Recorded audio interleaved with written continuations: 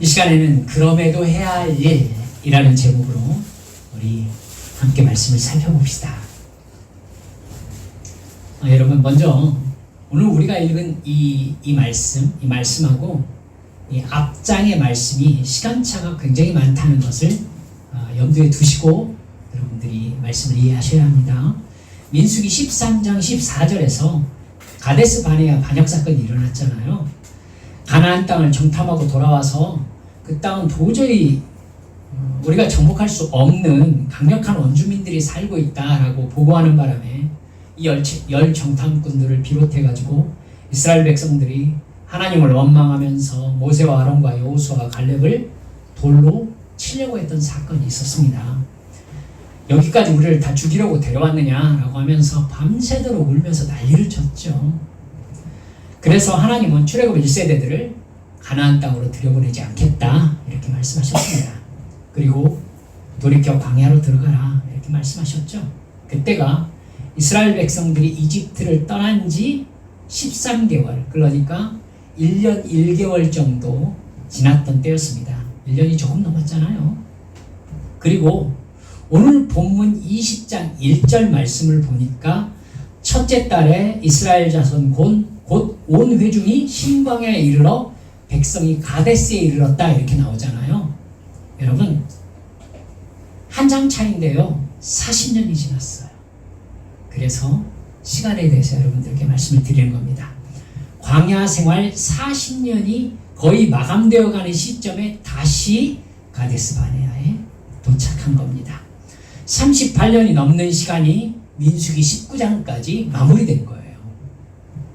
가데스 바네아의 불순종 사건 후에 38년 동안의 시간 사이에서 기록된 일이라고는 고라 자손이 반역해서 멸망을 당한 사건, 그 사건 때문에 이스라엘 백성들이 다시 반역해가지고 전염병이 걸려서 14,700명이 죽었던 사건, 그 다음 아론의 지팡이에 아몬드 나무 샤케트의 싹과 잎과 열매가 맺었던 사건, 이 세 가지 사건은 거의 같은 시기에 일어났거든요. 이 세 가지 사건이 38년 동안 기록된 사건의 전부인 거예요. 알겠죠? 네. 그러니까 19장에서 오늘 본문으로 뛰어넘는 사이에 38년이라는 시간의 갭이 있는 거고, 그 사이에 있었던 일은 이 세 가지 일밖에 기록되지 않았다라는 걸 머릿속에 두고 오늘 성경 말씀을 이해하셔야 합니다. 나머지 기록된 것은요, 제사장과 레위인의 직무에 관한 율법, 그리고 정결에 대한 율법, 이 율법을 말씀하신 사건이 전부입니다. 오늘 우리가 읽은, 그러니까 민수기 20장은요 출애굽한 지 40년째 되는 해의 첫째 달에 일어난 일들을 말씀하고 있는 부분인 거예요. 출애굽한 지 40년이 되었다면 이제 이스라엘 백성들은 거의 출애굽 2세대로 바뀌었다는 얘기가 되는 것이죠. 출애굽 1세대의 마감을 이야기해야 되는 상황이라는 것을 여러분 아실 수 있을 겁니다. 아니나 다를까 민수기 20장은요 두 사람의 중요한 인물의 죽음을 이야기하고 있습니다.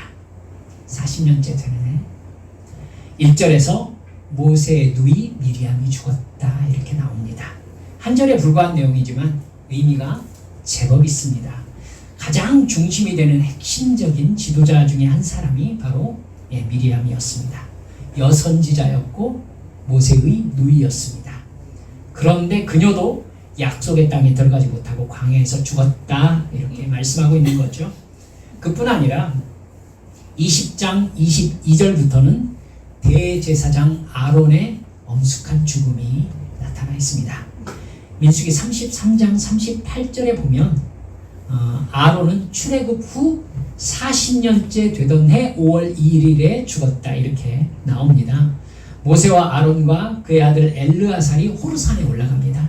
그래서 참 그렇죠. 여러분, 세 명이 지금 호르산에 올라갔잖아요. 모세와 아론과 엘르아살이 아마 하나님이 올라가라 라고 해서 올라갔을 거예요. 그래서 호르산에 올라갔는데 모세가 아론으로부터 대제사장의 옷을 벗깁니다.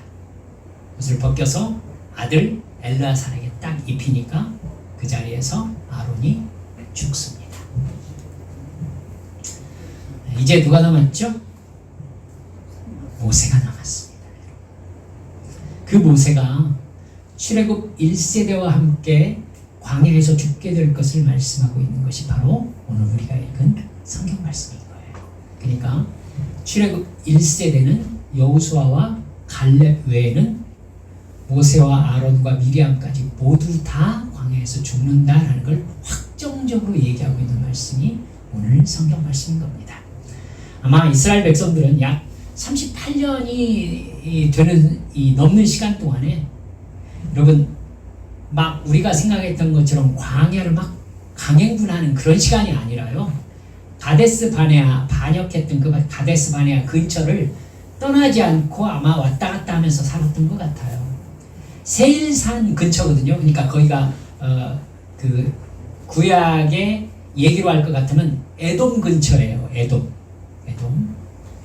이스라엘 최남단 광야 부분이죠.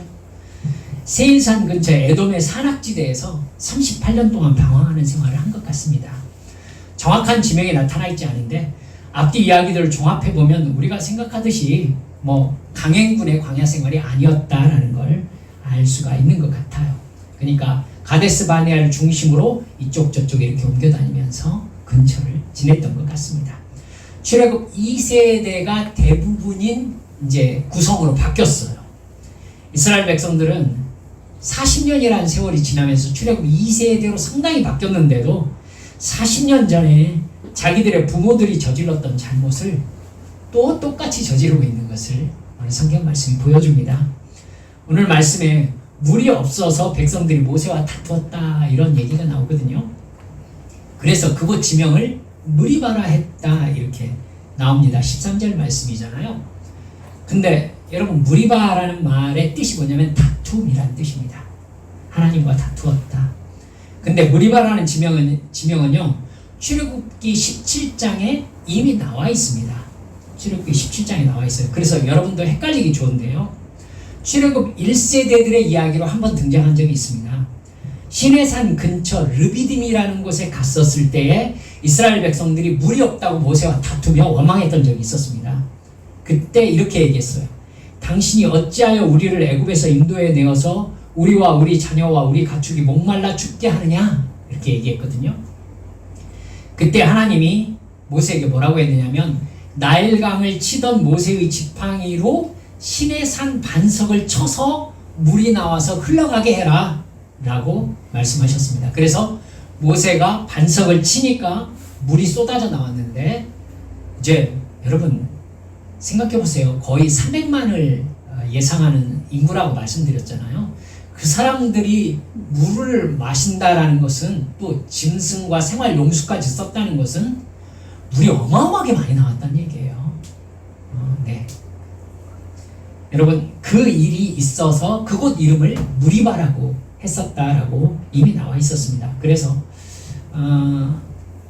이제 이스라엘 백성들이 모세와 다투고 뭐 하나님과 다투고 뭐 이런 종류의 다툼 사건을 얘기했습니다.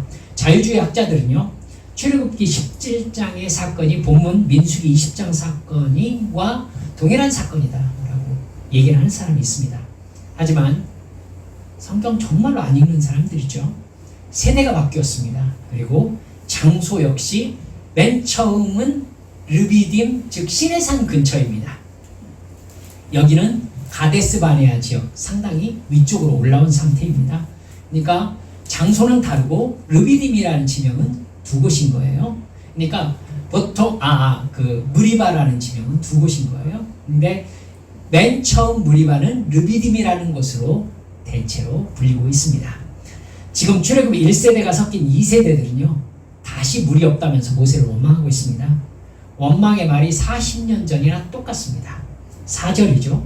너희가 어찌하여 우리를 애굽에서 나오게 하여 이 나쁜 곳으로 인도하였느냐. 이곳에는 파종할 곳도 없고 무화과도 없고 포도도 없고 석류도 없고 마실 물도 없도다. 당연하지 이 광야인데. 그러면서 3절을 보세요.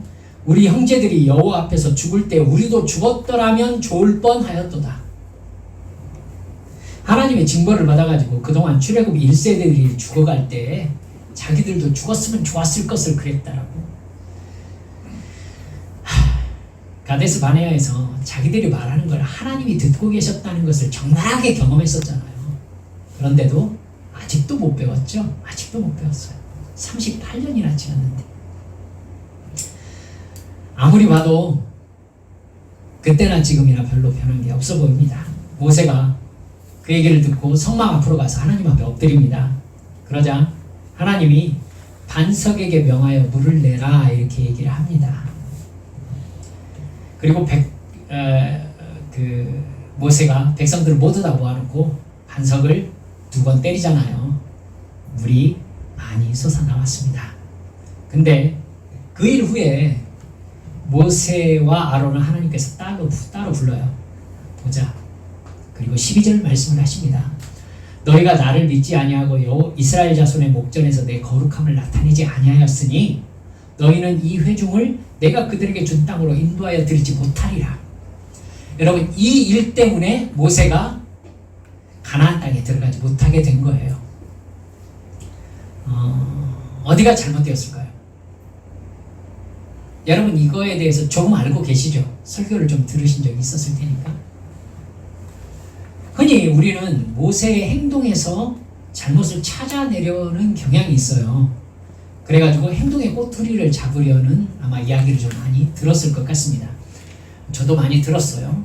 하나님이 반석에게 명령하라고만 말씀하셨는데 모세가 반석을 지팡이로 2번 때렸기 때문에 하나님의 명령을 거역한 것이다. 여러분, 저는 그렇게 생각하지 않습니다. 충분한 설명이 될 수가 없어요. 여러분, 아마도 반석을 쳐서 물이 나오게 하는 이 일은요, 모세의 인생에서 한두 번이 아니었을 것으로 생각됩니다. 가는 곳마다 물은 필요했고 물은 반석에서 나와야 했거든요. 광야잖아요. 아마 줄여서 200만 명이 넘는 사람들이 물이 없는 광야로 행진하고 있습니다. 당연히 많은 물은 필수죠. 제가 생각할 때에는 반석에서 물이 나와야 하는 상황은 한두 번이 아니었을 겁니다. 아마 그때마다 반석을 지팡이로 치지 않았을까라고 저는 생각합니다. 여러분, 더구나 모세가 반석을 때렸기 때문에 지금 하나님의 말씀을 거역한 것이다 라는 말은요, 9절 보면 아닌 것 같다는 생각을 할 수 있어요. 9절 한번 보실래요? 모세가 그 명령대로 여호와 앞에서 지팡이를 잡으니라 이렇게 되어 있죠. 여러분, 하나님께서 반석에게 명하여 물을 내게 하라 라고 했는데 모세는 지팡이를 잡았어요. 하나님 앞에서. 그럼 지금 모세가 뭐 하려고 지팡이를 잡은 거죠? 모세는 반석을 지팡이로 때려서 물을 나게 하는 것이 자연스러운 거예요, 지금. 이해가 가셨죠? 네. 그러니까 반석에게 명령하는 방법이 지팡이로 치는 방법이었을 가능성이 높아 보이는 말씀이 9절 말씀인 겁니다. 더구나 하나님은 모세에게 방법이 잘못되었다라고 말씀하신 적이 없습니다. 12절에서 너희가 나를 믿지 아니하고 나의 거룩함을 나타내지 않았기 때문이다 라고 말씀하고 있습니다. 여러분, 모세처럼 믿음이 좋았던 사람이 어디 있겠어요? 근데 모세의 어떤 행동에서 믿음 없음이 나타났다는 얘기고요, 그것 때문에 하나님의 거룩함을 나타내지 못했다는 뜻입니다. 그게 뭘까요?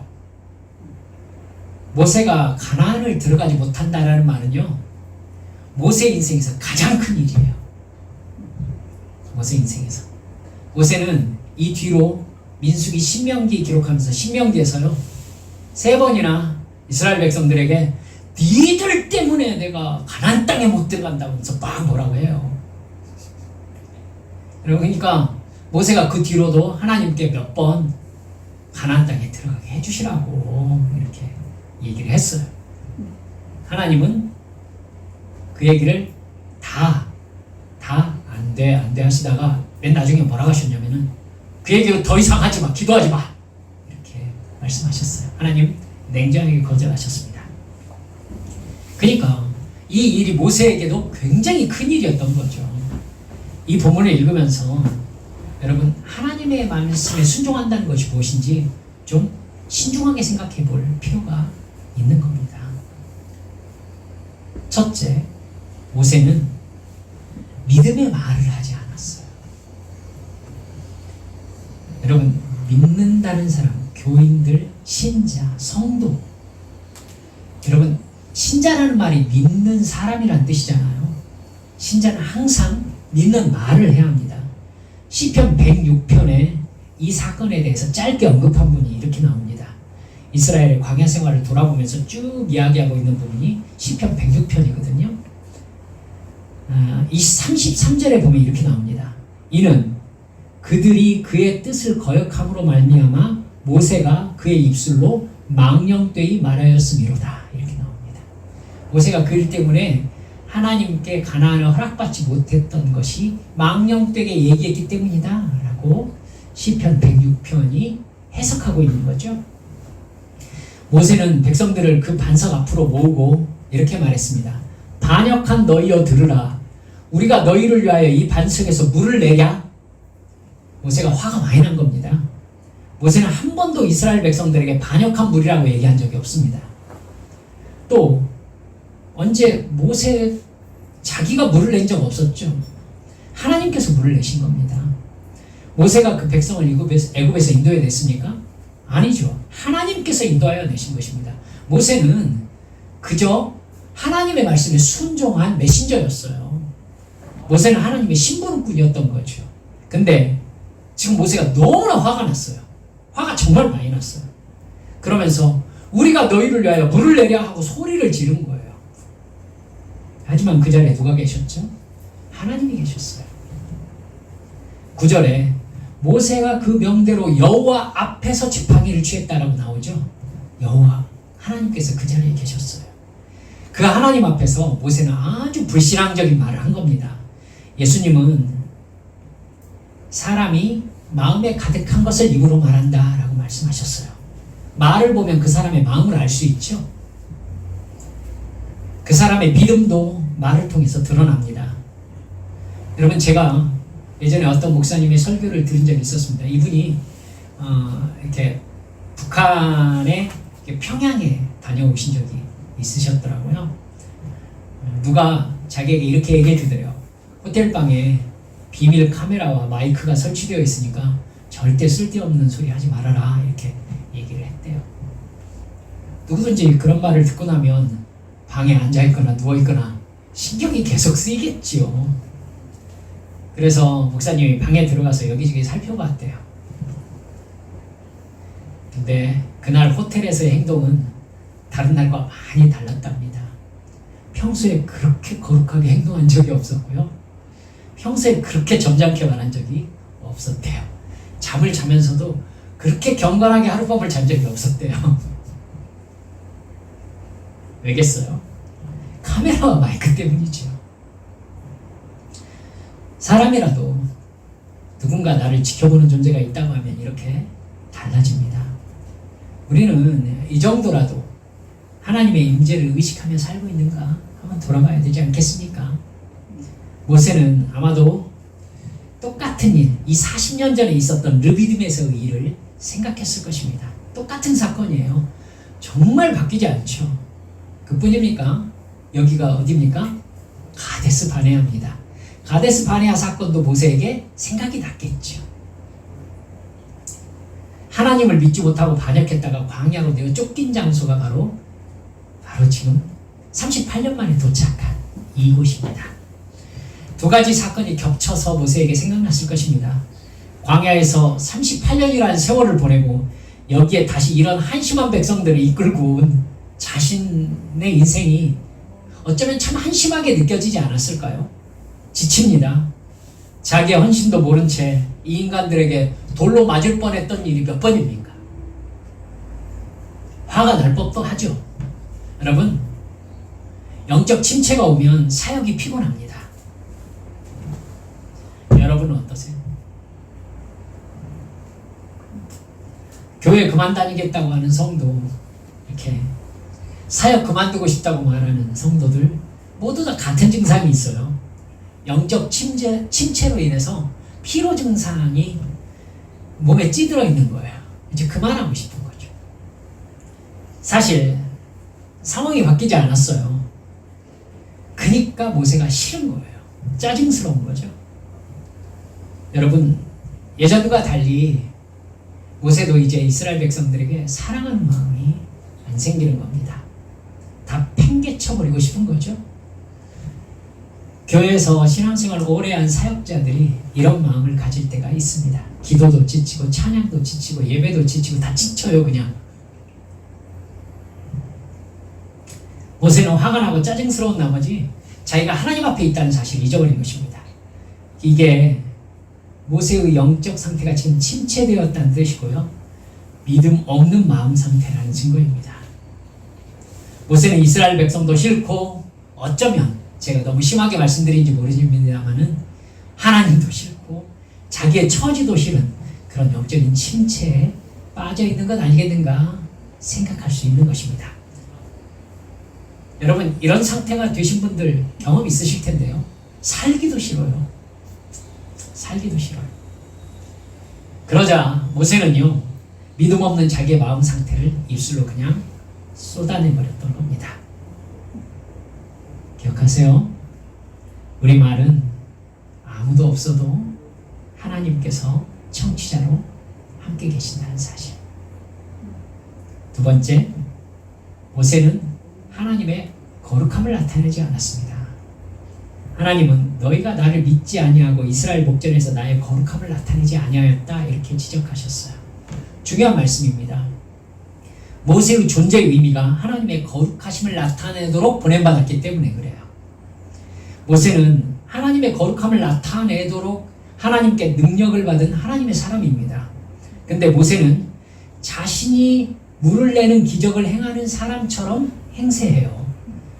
아마도 백성들이 40년 동안 한결같이 원망하고 반항을 하니까 나도 참는데 한계가 있다는 걸 보여주고 싶었는지도 모르겠다, 이런 생각도 들어요. 화를 한번 내보고 싶었을지도 모르겠어요.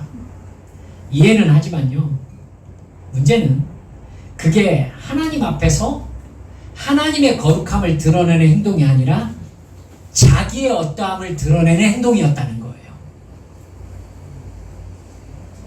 목사도 사람이죠. 하지만 그럼에도 불구하고 앞에서 목사는 자기가 사람이라는 걸 드러내면 안 돼요. 여러분, 무슨 말인지 알겠죠?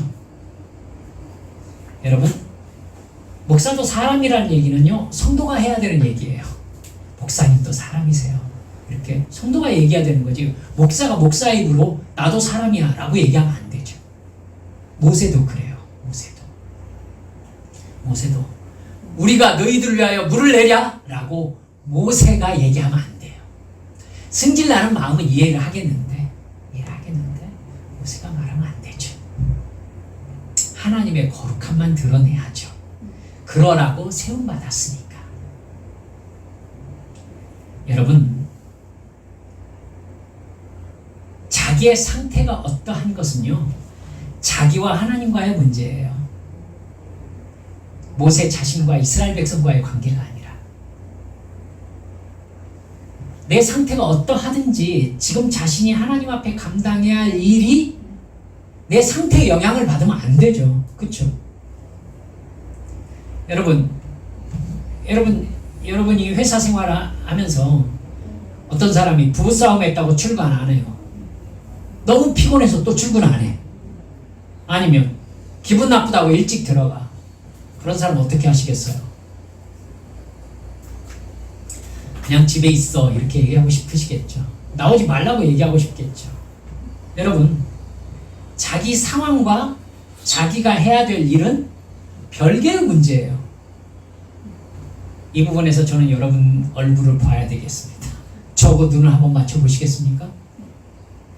하나님 앞에서 내가 해야 될 일과 나의 상태와는 관계가 없어요. 자, 아멘 하세요. 시작. 아멘. 이걸 성숙하지 않은 사람들은 크게 착각합니다. 사춘기 애들이 몸살하는 이유가 이 부분이에요. 이 부분. 내가 싫어도 해야 될 일이 있다라는 걸 사춘기 애들은 인식을 못해요. 그래서 그걸 받아들이면서 싸우면서 좌절하면서 크는 겁니다. 그러니까 내가 힘들고 어려워도 고통스러워도 마땅히 해야 될 일이 있다라는 걸 받아들이는 게 성숙이에요. 신앙적 성숙도 마찬가지예요. 내가 기분이 나쁘고 내가 컨디션이 엉망이고 건강도 안 좋고 뭐 상황도 안 좋고 돈도 안 벌리고 이것과 하나님을 경배하고 하나님의 말씀에 순종하는 것은 아무 상관이 없어요. 아멘이죠? 여러분 그렇습니다. 당연히 아무 상관이 없어요. 근데 믿음이 성숙하지 않은 사람들은 이 부분에서 계속 실수해요. 계속 실수해요. 왜 교회 안 나오셨어요? 이렇게 물어보면 뭐라고요? 안 좋은 일이 있었어요. 제가 그것 때문에 성도들과 많이 부딪힌 적이 있어요. 그래서 여러분도 저를 좀 이해해 주셔야 됩니다. 저는 안 좋은 일이 있었는데 교회를 안 나왔다라는 것에 그게 어떻게 연결이 되는지를 잘 모르겠는 거예요. 안 좋은 일이 있으면 교회 안 나와도 되는 겁니까? 이게? 그게 어떻게 그 결론으로 가냐는 거지.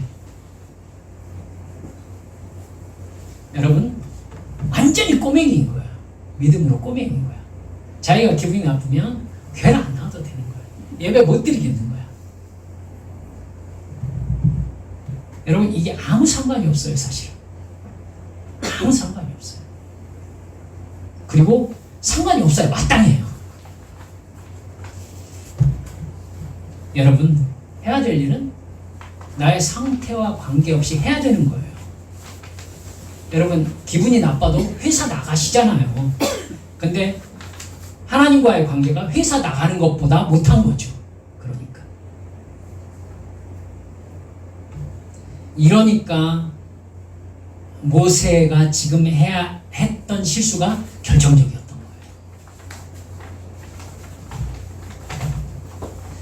거예요. 여러분, 다시 말씀드려요. 자기 상황과 내가 해야 될 일은 별개입니다. 이걸 믿음 생활에서도 엄격하게 구분하세요.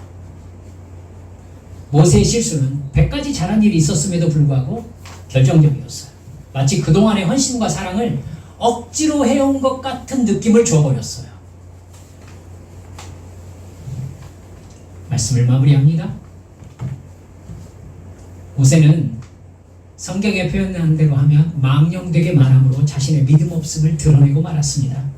그리고 그 말과 행동은 하나님의 거룩함을 드러내지 못했습니다.